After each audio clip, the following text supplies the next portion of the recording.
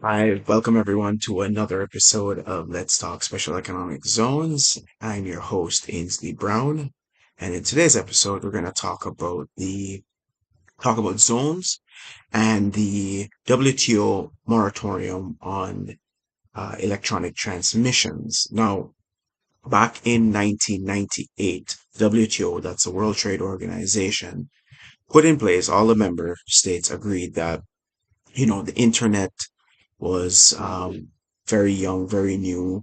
They weren't sure about where it would go and exactly, how they would treat it. So they decided to put a moratorium on any sort of taxation, any sort of um, duties, customs duties on electronic transmissions. Um, and that's been in place since the late 90s, 1998 to be precise. And it's several times the moratorium has actually set to expire, and the members have agreed and extended it. But it's set to expire December 31st, 2023. That's this year. And they're, you know, unlike the last round when they extended it, there was some contention by some members. But before that, there wasn't really much contention. It was, everybody just kept doing it. But one of the things that has happened is with the pandemic and government revenues declined, and also a lot more online transactions, and also especially e-commerce type transactions exploded during the pandemic, and has pretty much maintained at a higher level than previous.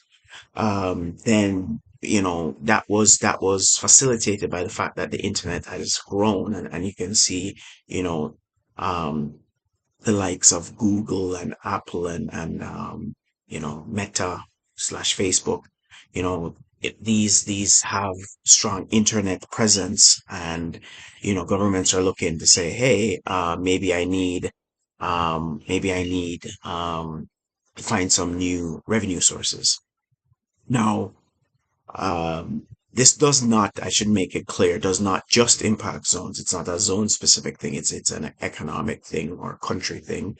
But zones can do and will play some specific roles or be impacted by the fact that many zones, you know, zones play such a prominent role in global trade, particularly on the services side, not just on goods, but goods and services. So zones pretty much think about it this way in terms of how it would work. You send a transmission from a zone or from a country, because it's not zone specific, out to from country A to country B. Now, country B right now does not charge any customs duties for that transmission coming into its country. So it may then, well, if the moratorium expires, or and that's part of the risk, that this thing expires and nothing is put in its place. So we have to watch that space between now and which is just is March 2023 to December. Hopefully something is put in place, because without it, or without a further extension, countries are then free to do as they please. And then you're going to potentially have a patchwork of different things happening all over the place, which may conflict or be not be consistent. There's no universal rule that's applicable to the entire thing. So that's a grave risk. Additionally, just and as I said, country B receives but has not put any taxes. So imagine somebody in country B, uh, you know, orders something from, say, Amazon or another e-commerce provider, and not only do they get charged the duty on the item when it's received, right? Um, they the on the other side, um, Amazon may then need to be paying duties the fact on the order that when it was placed. So because they placed an order, um, there may be duties. So it is not part of the reason why it has not come into effect, or I shouldn't say come into effect, but they haven't worked out because it's not simple. It is very complex. So which country should the duties be collected in? Should it be country A or should it be country B? Right? Because you'd say, well, the transaction ends in country B because the product, physical good went there. But country A said, but the electronic transmission came to me. So I should have put something on it, so we have to figure that out. And what will be the rules? You have many call centers, for example, that do voice over the internet. They don't do regular phone calls. Is that's clearly actually an electronic transmission? Will then duties be associated with that?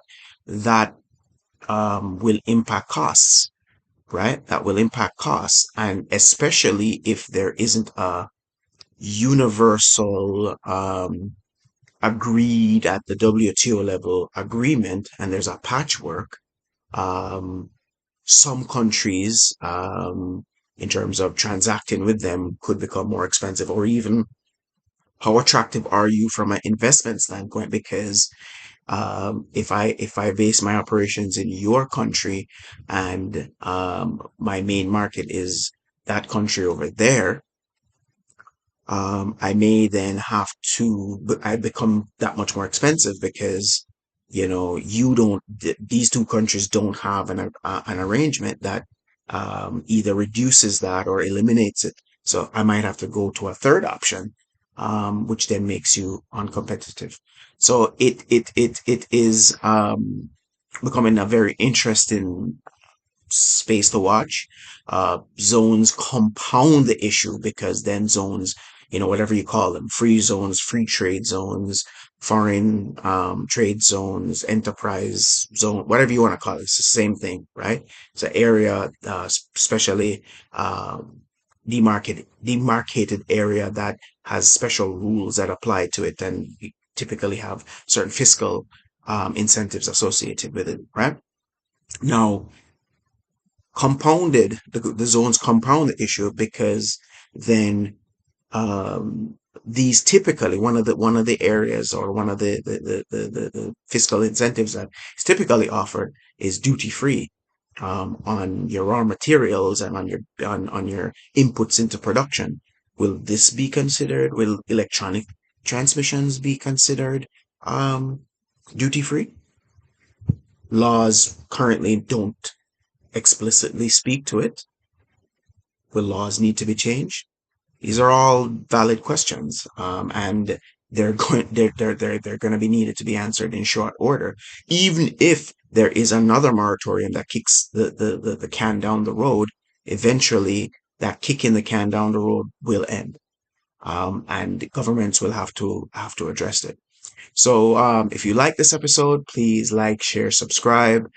Just leave me a comment down below if you want to see me cover a particular topic, and I'll get right back to you. Bye for now.